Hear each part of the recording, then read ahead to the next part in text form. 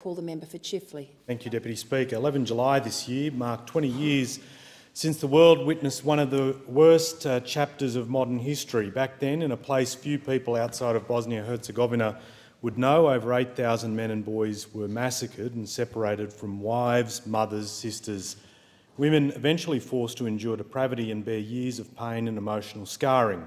And all this occurred because people were singled out for their ethnicity and faith.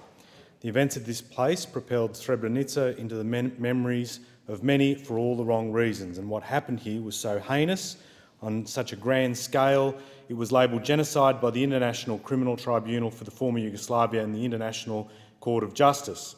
Last month, I was able to join Sydney's Bosnian and Herzegovinian community for a moving commemoration held at Sydney Town Hall. 100 people gathered to mark a solemn respect for those who lost their lives 20 years previously. Amongst those present were many who had lost family members or were in Srebrenica when the massacre occurred. I had the chance, for example, to meet with survivors like Jevad Smajic.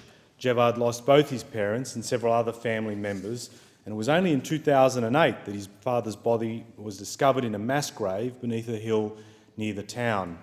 But he and his orphan siblings are yet to find the body of their mother, who had gone missing and was presumed killed when she went out looking for food.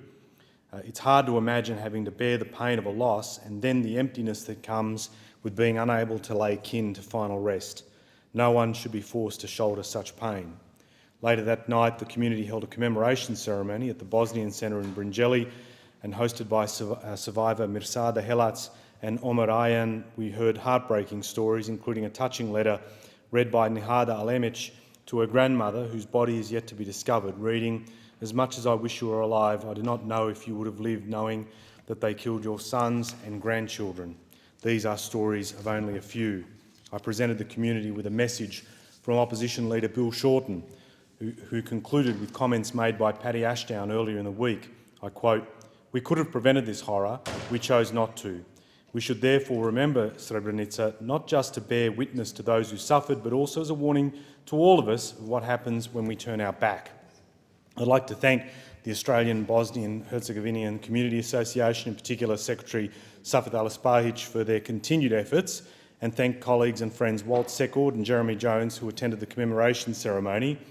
My thanks to Bosnian Ambassador Bakir Sandovic, who was in Srebrenica at the time of the genocide, along with Shadow Parliamentary Secretary, the Leader of Opposition, Michael Danby, who represented Labor at the official commemorations.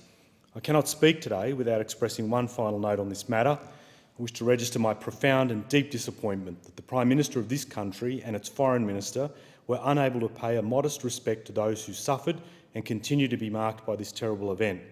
Despite repeated efforts to determine if a statement was issued to recognise the 20th anniversary, it appears none was made by the Prime Minister or the Foreign Minister. I simply can't fathom why the Australian government was unable to issue words of comfort and respect to those 8,000 Bosnian Muslims that lost their lives in the space of a few days. But let them be judged for their actions, or in this case inaction, and if they have issued such a statement, I will immediately issue my own apology for an oversight of that nature.